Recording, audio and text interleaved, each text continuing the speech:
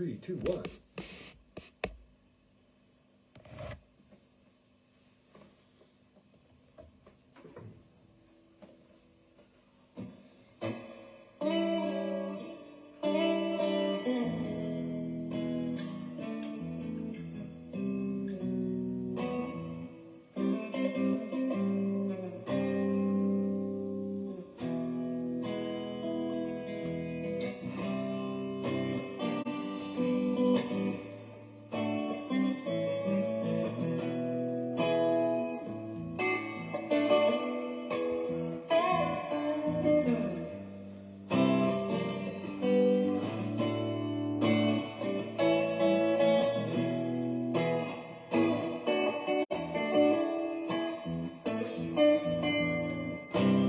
Hey Joe, where you going with that gun in your hand?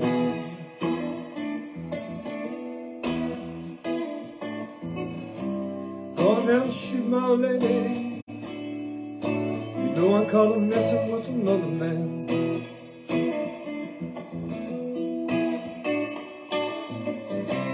Hey Joe, where you going with that gun in your hand?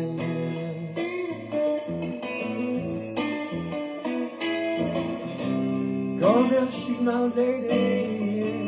You know I call her messing with another man.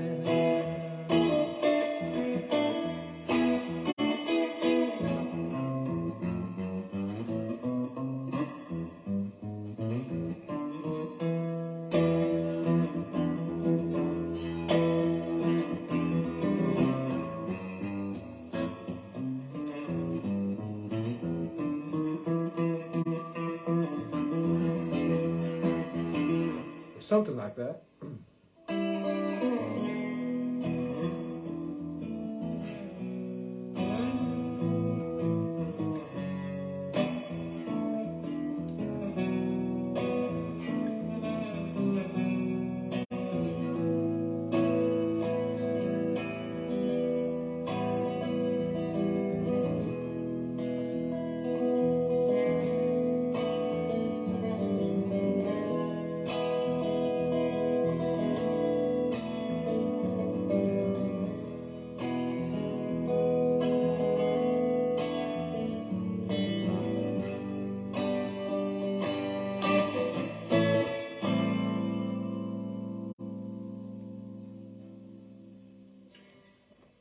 Oh yeah, so that's a little medley for you. A little Seattle medley, if you will.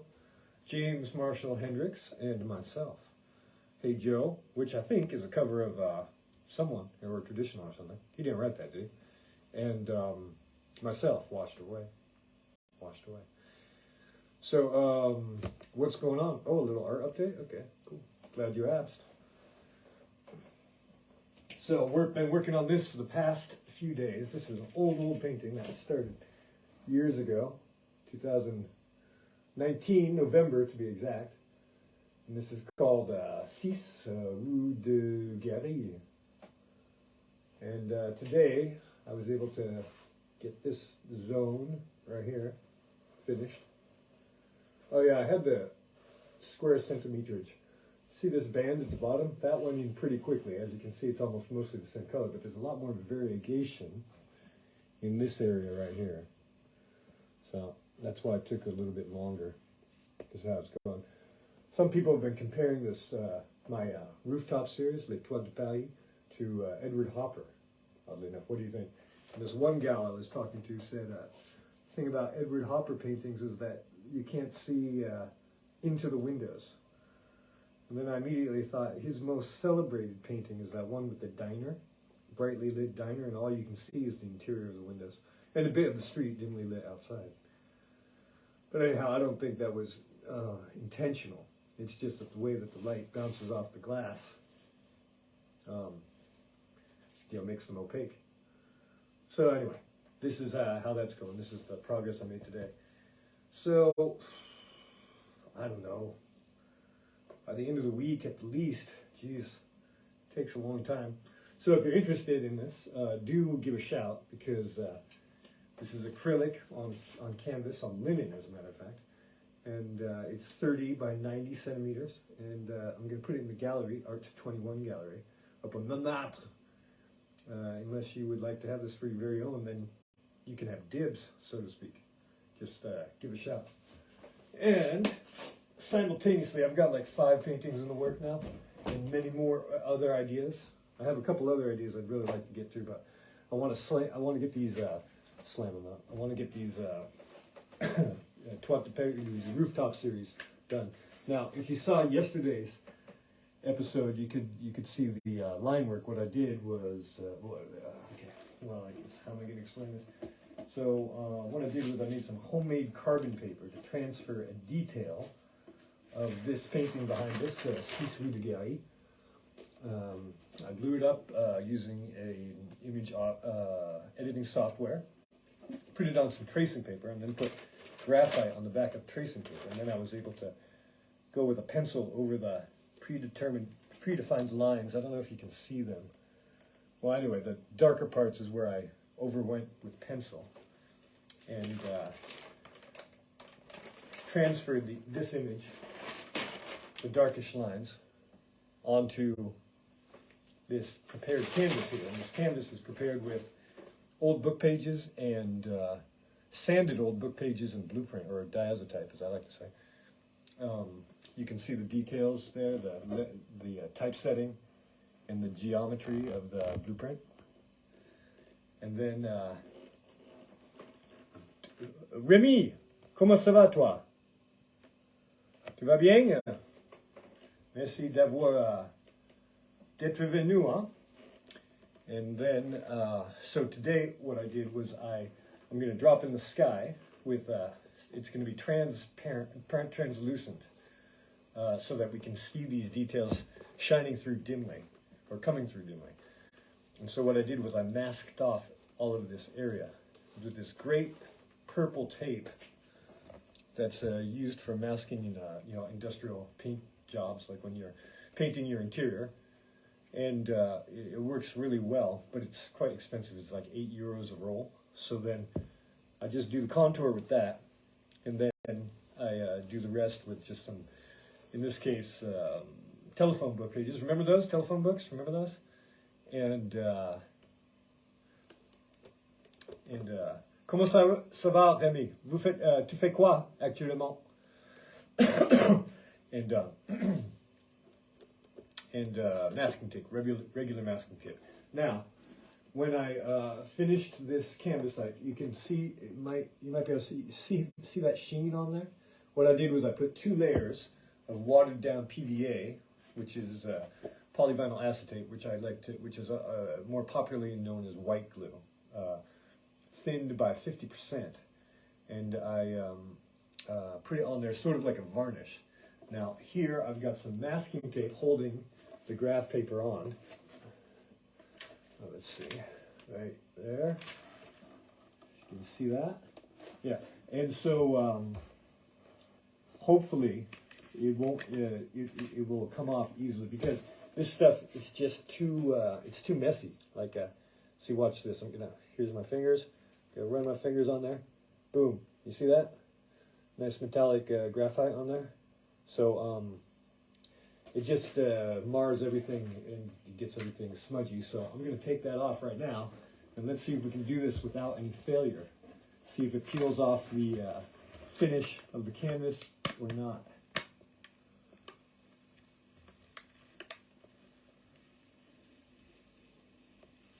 Seems to be doing okay. Boom. All right, so we'll set this aside in the eventual case that we need to reuse it to find the other pieces and so forth.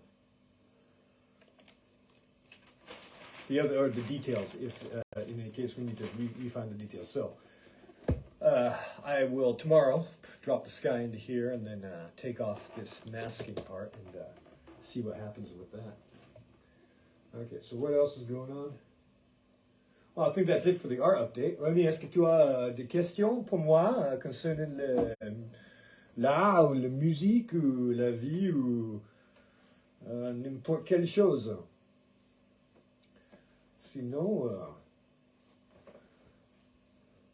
je vais lire un petit peu de ce livre ici. C'est la manuel de la lumière. Et est-ce que tu peux me donner un nombre entre 25 et 157? Oui. Sinon, si tu es déjà parti, j'ai fait le deviner avec les pièces magiques. Hop. 1, 200, 201 et 202. 202. Donc, on divise ça par 2 et on arrive à 101. Page 101.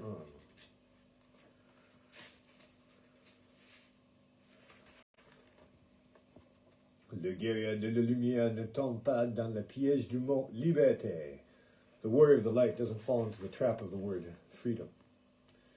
Quand un peuple est opprimé, la liberté est un concept clair. When a people are oppressed, the liberty is a clear concept. Alors, se servant de son épée et de son bouclier, il lutte jusqu'au bout de ses forces et risque sa vie. So, in serving, he uses his sword and his shield to fight just until the end, these forces of oppression, and he risks his life.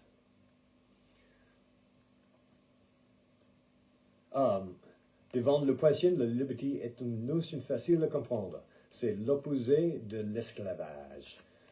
Before oppression, freedom is a notion easy to understand. It's the opposite of slavery.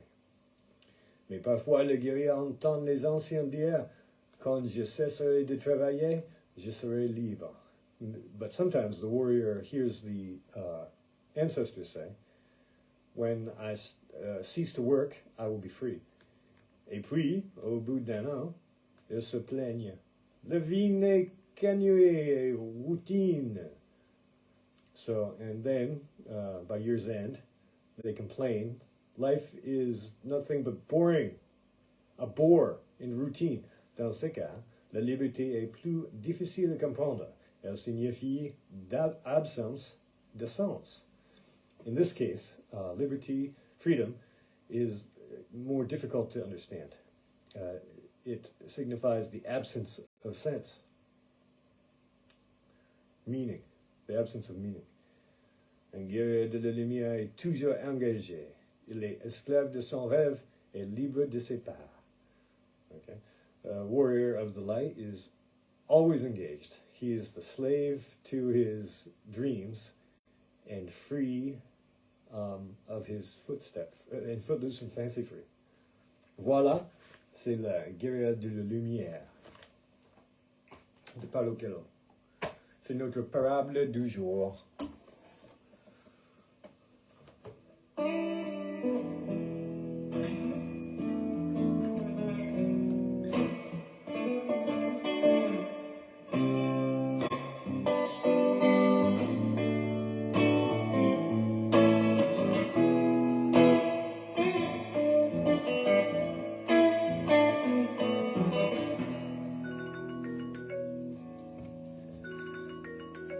Ok, au revoir, bonne soirée tout le monde, bonne journée et merci beaucoup et à très bientôt.